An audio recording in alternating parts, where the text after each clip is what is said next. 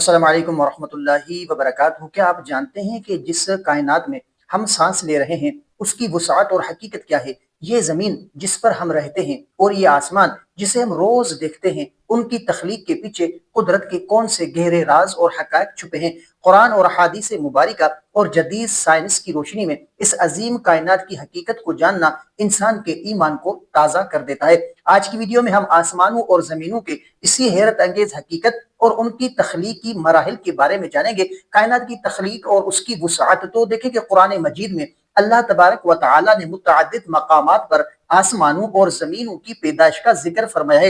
ارشاد باری تعالیٰ ہے کہ تمام کائنات پہلے ایک جوڑی ہوئی تھی جسے اللہ پاک نے اپنے حکم سے الگ کیا اور پھیلا دیا۔ تو بزرگان دین اور مفسرین فرماتے ہیں کہ اللہ تعالیٰ نے اس پوری کائنات کو 6 دنوں یا 6 مراحل میں پیدا فرمایا۔ 6 دن دنیا کے ان 24 گھنٹوں جیسے نہیں، بلکہ اللہ کے ہاں عظیم ادوار اور مراحل ہیں جن میں اس نے زمین اور اس کے پہاڑ، دریا، نباتات اور پھر ساتوں آسمانوں کو ایک خاص ترتیب اور خوبصورتی کے ساتھ آراستہ کیا۔ تو حقائق کی روشنی میں اس موضوع کو سمجھنے کے لیے ہمیں 3 اہم پہلو پر غور کرنا ہوگا جو اس کائنات کی عظمت کو واضح کرتے ہیں۔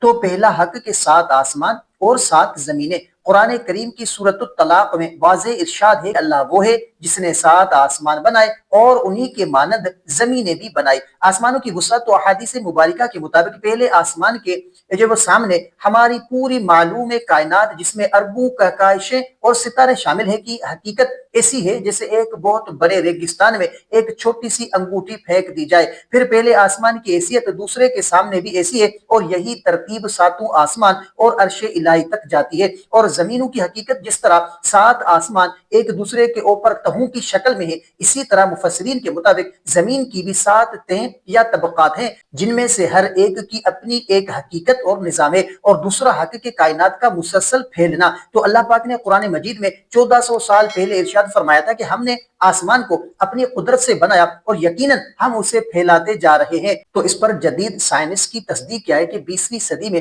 سائنسدانوں نے دوربینوں کے ذریعے مشاہدہ کر کے یہ بات ثابت کیا ہے کہ کائنات ساکن نہیں بلکہ تمام کہکشائیں ایک دوسرے سے دور بھاگ رہی ہے اور کائنات مسلسل پھیل رہی ہے۔ یہ اس بات کا منہ بولتا ثبوت ہے کہ کائنات کی حقیقت وہی ہے جو اللہ کے کلام نے بیان کی ہے۔ اور تیسرا حق کہ کائنات کی تسخیر اور انسان کی حیثیت، تو اللہ تعالیٰ نے آسمانوں اور زمینوں میں جو کچھ بھی پیدا کیا، چاند، سورج، ستارے، ہوا اور بادل، ان سب کو انسان کی خدمت اور فائدے کے لیے جو ہے وہ پیدا کیا۔ زمین کو آسمان کے لیے بچھونا بنایا گیا تاکہ وہ یہاں زندگی بسر کر سکیں اور رزق حاصل کر سکیں، اور آسمان کو ایک محفوظ چھت بنایا گیا جو ہمیں خلا کی ہلاکت، خیز ساعتوں اور شہاب ثاقب سے بچاتی ہے۔ اس عظیم نظام کو دیکھ کر انسان کا سر اپنے خالق کے سامنے شکر اور عاجزی سے جھک جاتا ہے۔ تو ناظرین، یاد رکھیں کہ آسمانوں اور زمین کے اس عظیم حقیقت کو جاننے کا اصل مقصد یہ ہے کہ انسان اپنے وجود کی حقیقت کو پہچانے۔ اتنی وسیع اور عریض کائنات کا مالک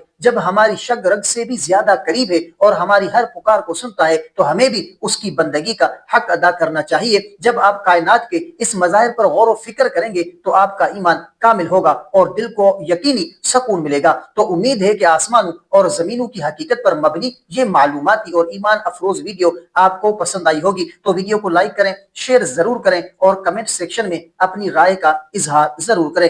اور اگر چینل پر نئے ہیں تو سبسکرائب ضرور کریں۔ اگر آپ کا کوئی ایسا سوال ہے جس کا آپ جواب جاننا چاہتے ہیں، یا آپ نے کوئی ایسا خواب دیکھا ہے جس کی آپ تعبیر جاننا چاہتے ہیں، تو کمنٹ کر سکتے ہیں۔ انشاءاللہ آپ کو آپ کے سوال کا جواب اور آپ کے خواب کی تعبیر اسلامی تعلیمات کے مطابق آپ کو فراہم کی جائے گی۔ تو ملتے ہیں اگلی ویڈیو میں، تب تک کے لیے اپنا بہت سارا خیال رکھیں اور ہمیں اپنی دعاؤں میں یاد رکھیں۔ السلام علیکم ورحمۃ اللہ وبرکاتہ۔